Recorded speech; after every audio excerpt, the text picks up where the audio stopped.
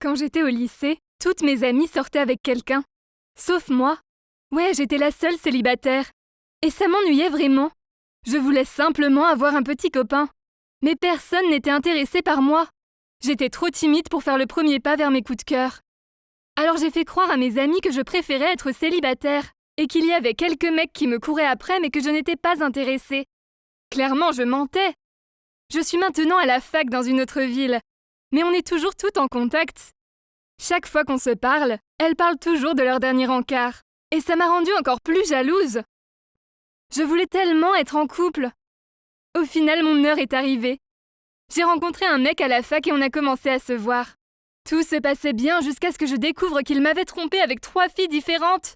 En une nuit, j'étais dévastée. Mais le pire, c'était qu'il y avait une réunion d'anciens lycéens. Et j'avais dit à mes amies que mon copain viendrait. Elles avaient hâte de le rencontrer, mais maintenant ce n'était plus mon copain. Je l'avais bien largué. Je ne pouvais pas y aller toute seule. Alors j'ai eu une brillante idée. J'allais embaucher un copain. J'ai rapidement fait une recherche Google. Et croyez-moi ou non, mais je n'ai pas mis longtemps à trouver une annonce d'un homme qui se trouvait dans ma ville. Bingo! Ce mec s'appelait Robert et son tarif était de seulement 3 $ par heure.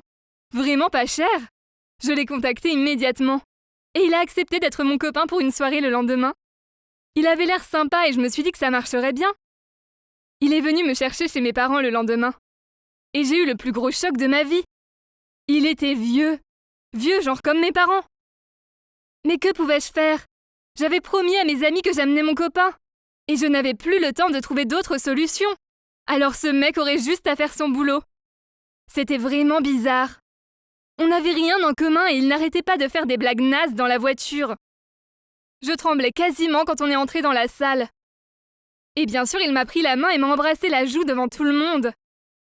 Mes amis ont couru vers nous. Et Robert s'est présenté en tant que Joris, qui était le nom de mon ex. Je voyais mes amis qui le dévisageaient de haut en bas. Puis Sarah est venue vers moi et m'a murmuré qu'il avait l'air plus vieux que mon père. Je me sentais rougir. Puis les choses ont empiré. Mes amis étaient en train de parler de Taylor Swift et devant tout le monde, il a dit « C'est qui? C'est une de tes amies ?»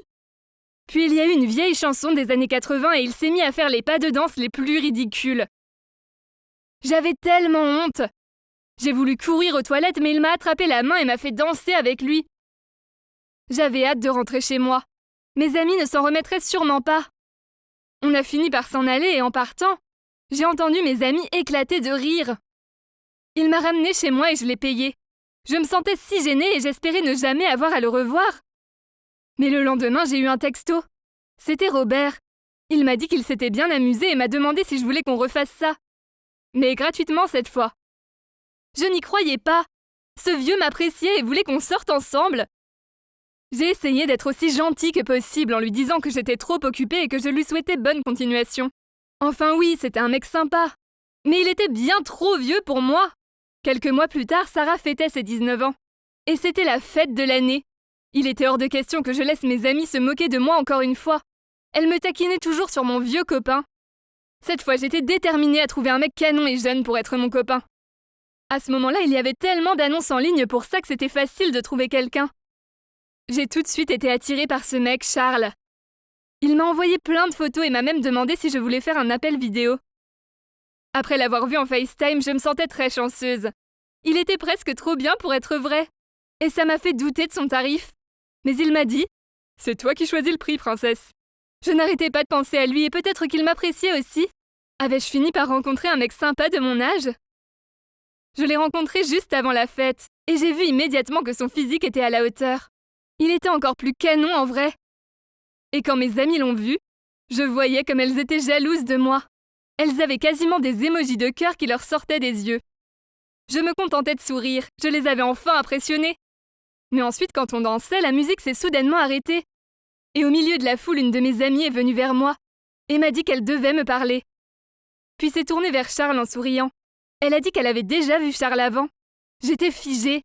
Je lui ai demandé où elle l'avait rencontré. Et elle m'a fait un clin d'œil en me disant que ça avait été son faux petit copain il y a quelques mois. Je voulais littéralement que le sol m'engloutisse. Toutes mes amies se sont moquées de mes fausses apparences. Soudainement, Charles m'a défendue.